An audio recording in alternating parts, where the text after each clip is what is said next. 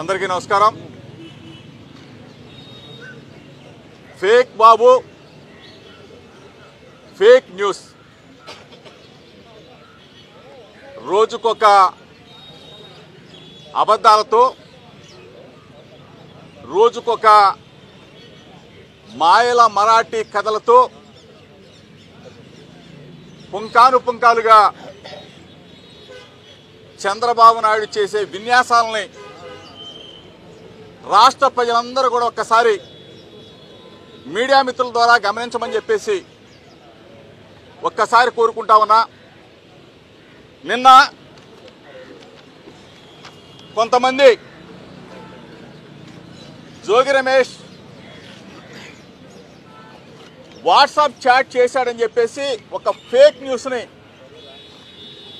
Fake గాళ్ళందరూ కూడా ప్రచారం చేస్తే దీన్ని పట్టుకొని కొన్ని మీడియా ఛానళ్ళు, పచ్చ ఛానళ్ళు, పచ్చ పత్రికలు డిబేట్లు పెట్టి నా ప్రతిష్టని, వైఎస్ఆర్ కాంగ్రెస్ ప్రతిష్టని దిగజార్చాలని చూస్తూ ఉన్నారు. ఈరోజు మీడియా మిత్రుల సమక్షంలో రాష్ట్ర ప్రజలందరికీ కూడా దమ్ముగా, ధైర్యంగా నా సెల్ ఫోన్లు చంద్రబాబు నాయుడుకి ఇస్తా, నా సెల్ ఫోన్లు లోకేష్కి ఇస్తా, నా సెల్ ఫోన్లు మీడియా మిత్రుల సమక్షంలో, రాష్ట్ర ప్రజల సమక్షంలో ఏ అధికారికైనా ఇవ్వటానికి నేను సిద్ధంగా ఉన్నా. ఈరోజు నా మీద బురద తల్లి రిమాండ్లో ఉన్న జనార్దన్ రావుతో ఒక వీడియో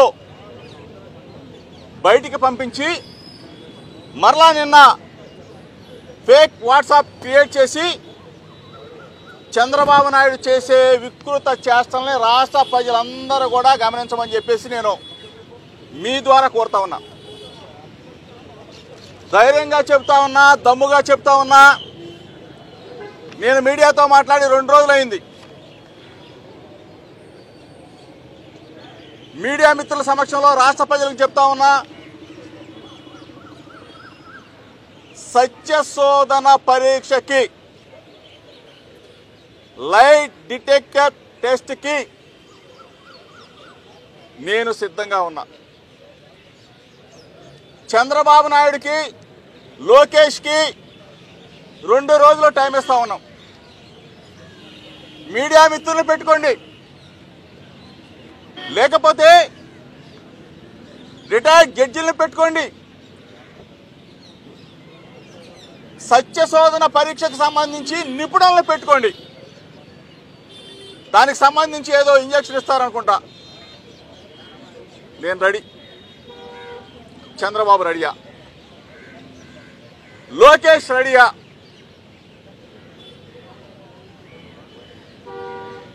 దీని మీద సమాధానం చెప్పమని చెప్పి అడుగుతా ఉన్నా. 2 రోజులైంది మాట్లాడి నేను. 2 రోజుల తర్వాత మరలా సిపి గారి ఆఫీసు ముందు కంప్లైంట్ ఇచ్చిన తర్వాత మళ్ళా మీడియాతో రాష్ట్ర ప్రజలందరికీ చెప్తా ఉన్నా, చంద్రబాబు నాయుడుకి చెప్తా ఉన్నా, లోకేష్కి చెప్తా ఉన్నా, తెలుగుదేశం పార్టీ పెద్దలకు కూడా చెప్తా ఉన్నా. చంద్రబాబు నాయుడు ఒప్పించండి, లోకేష్ను ఒప్పించండి, సత్యశోధన పరీక్షకి సిద్ధం చేయండి, లైట్ డిటెక్టర్ పరీక్షకి సిద్ధం చేయండి, టెస్ట్కు పరీక్ష చేయమని చెప్పేసి మీ ద్వారా ప్రాధేయపడి తెలుగుదేశం పార్టీ నాయకులు కోరుతా ఉన్నా, మీడియా మిత్రులు కోరుతా ఉన్నా, నా మీద డిబేట్లు పెట్టే పచ్చ పత్రికలు కోరుతా ఉన్నా, నా మీద డిబేట్లు పెట్టే పచ్చ మీడియా కూడా కోరుతా ఉన్నా. దమ్ముగా వస్తా, ధైర్యంగా వస్తా. నా దేవుడు వైఎస్ఆర్ మాట తప్పడు, మడమ తిప్పడు. జోగి రమేష్ మాట తప్పడు, మడమ తిప్పడు. ఛాలెంజ్. చంద్రబాబు నాయుడు ఎంత దిగజారిపోయారా బాబు. ముఖ్యమంత్రిని నేను గౌరవించాలా, కానీ ఈ రోజున నిన్ను ఆ మాట అంటున్నానంటే పరిపాలన చేయమని చెప్పేసి నీకు ప్రజలు మ్యాండేట్ ఇస్తే ఆ అధికారాన్ని ఉపయోగించి జోగి రమేష్ అన్న నన్ను ఒక బలహీన వర్గాల వాడిని, ఒక గౌడ కులస్తుడిని, ఒక వంగవీటి మోహన రంగా గారి అభిమానిని నన్ను పట్టుకొని జోగి రమేష్ని బొక్కలో వేయాలా? నెలలో 2 నెలలు 3 నెలలు 6 నెలలు వేస్తే చంద్రబాబు నాయుడు రాక్షసానందం, లోకేష్ రాక్షసానందం తీరుదా? ఎంత దుర్మార్గం! నేను అక్కడ నారావారి సారా ఏరులై పారుతా ఉంది, నారావారి సారా డిస్టరీలు పెడతా ఉన్నారు, నారావారి సారా ఫ్యాక్టరీలు పెడతా ఉన్నారు, నారావారి సారా కుటీర పరిశ్రమ నడుస్తూ ఉంది. అవన్నీ కూడా బ్రాందీ షాపుల ద్వారా, బెల్ట్ షాపుల ద్వారా ప్రతి గడపకి కూడా డోర్ డెలివరీ చేస్తున్నారు చంద్రబాబు నాయుడు అని నేను చెప్పడం ఏంటి? తిరిగి మళ్ళీ నా మీద జనార్దనం ఇబ్రహీంపట్నంలో పుట్టినంత మాత్రాన, ఇబ్రహీంపట్నంలో పెరిగినంత మాత్రాన జనార్దన్తో నాకేమైనా వ్యాపార లావాదేవీలు ఉన్నాయా? లేకపోతే బ్యాంక్ ట్రాన్సాక్షన్స్ ఉన్నాయా? లేకపోతే నేనేమైనా దక్షిణాఫ్రికా తిరిగానా? ఏమయ్యా చంద్రబాబు నాయుడు, 45 సంవత్సరాల అనుభవం అంటావు, పప్పులో కాలేసావు. జోగి రమేష్ ఇరికించాలని చెప్పేసి పప్పులో కాలేసేసావు.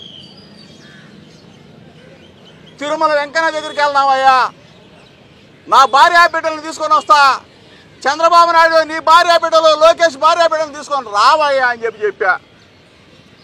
అది చెయ్యు. అక్కడ దాకా ఎందుకులే, బెజవాడ అమ్మ కనకదుర్గమ్మ దగ్గరికి వస్తా, నా భార్య బిడ్డలను తీసుకొచ్చి నేను ప్రమాణం చేస్తా.